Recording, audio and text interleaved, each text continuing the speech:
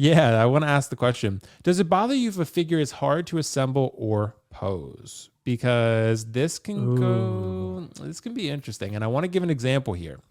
This Okay. boy. Mark 5. Okay, can I Yeah. I start? knew it was coming. Yep, this boy.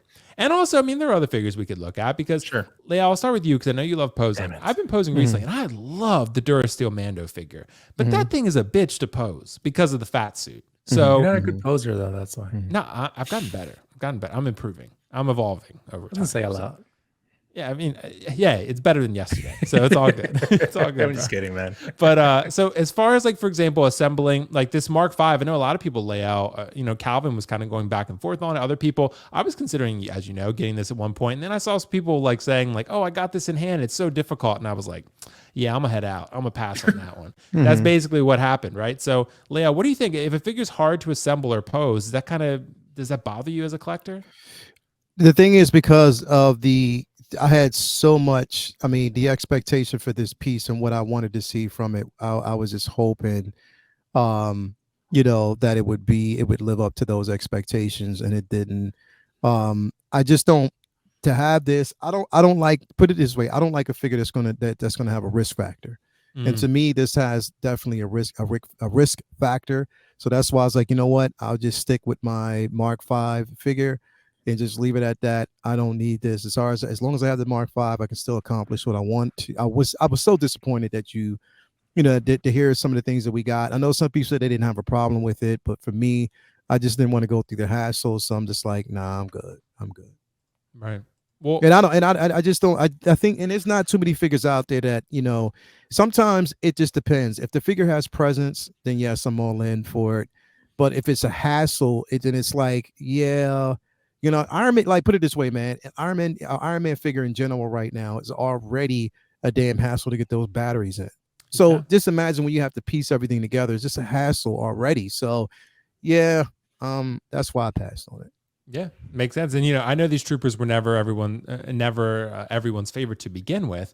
That Mhm. said, making them so difficult to pose because of the undersuit didn't help Mhm. matters Didn't because help you at all. really can hardly do much with these guys. You can't Mm-mm. really do much. I'm not the biggest guy on posing and articulation, but they have to be able to move and do Mhm. something. So yeah, it's tough. But Carlos, what do you think? I know you kind of like taking on these projects. How do you approach I this? do. So I'll show a figure. He doesn't have the left hand Mhm. because okay, I'll show it. But this is called the Howard Potts. Okay, so this is from V Collectibles and from Tory Box or Tory Birch Bar, I think that's what it's called. But anyways, Mhm. that is the Robert Downey. So like the suit, the glasses, the sculpt, right? All that is all custom made. Yeah. So it doesn't have a hand because I'm so with a figure like this, you actually need to buy the body separately, the hands separately, the shoes, everything separately.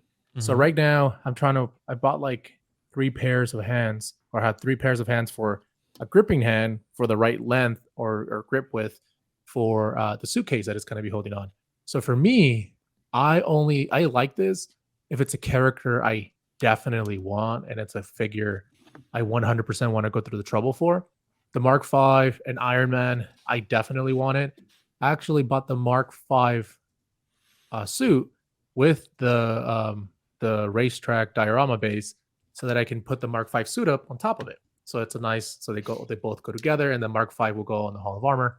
So I definitely like to assemble figures, and if you watch the 1/6 kit that Will and I put together, I have little tweezers that are around it so you don't damage anything. So that's what I use to get to those little like buttons and like little areas. So it makes it super easy to actually do this.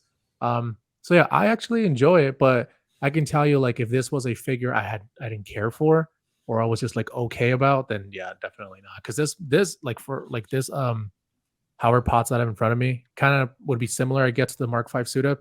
It's a bitch, bro. Like I had to take off all the clothes, put the Yep. fucking tie on, and fucking the head scope wasn't working. So I had to get a drill, whatever that circle thing that shaves or whatever, I forget the name. Yeah. And I had to fucking shave off the bottom of the head sculpt just so I can make a peg. You have to buy custom pegs and you have to buy all this stupid shit for it. So if you don't love that character, it's definitely not worth it. For me, it was, and the end result was worth it. So for me, the Mark V is going to be in that same scenario where I'll definitely get it. I'm just waiting for a good discount. But yeah, man, I think it is if you like the character enough, honestly. So it's worth it at that point. Well, Josh, I know you come from the statue game, and some of the statues can be hard to assemble. Like Sauron, for example, that boy took me a little bit to assemble, but at the end of the day, I was like, okay, I feel a sense of accomplishment with putting him together. But how do you feel about this, Josh? If something's maybe frustrating or difficult, is that a problem to you, or do you like that challenge? Well, first off, while Carlos was explaining his custom Tony Stark, all I could think of was the old man from Toy Story, like brushing Woody, putting it together. That's Carlos, basically. Yeah. That's basically me. Yeah. That's why he's got all those toolkits, bro. But for me, Yeah, well. I'm still learning how to pose in general. Like I just got my first hot toy, the Mark 46, and I'm still playing with it right now. Nice. I'm enjoying posing. So I don't know if I am there yet to where I can have a full opinion on this yet, because that pose probably sucks to most people who are been like Leo, who's been doing it for a long time. But I'm getting there. But so far, I'm having fun with it.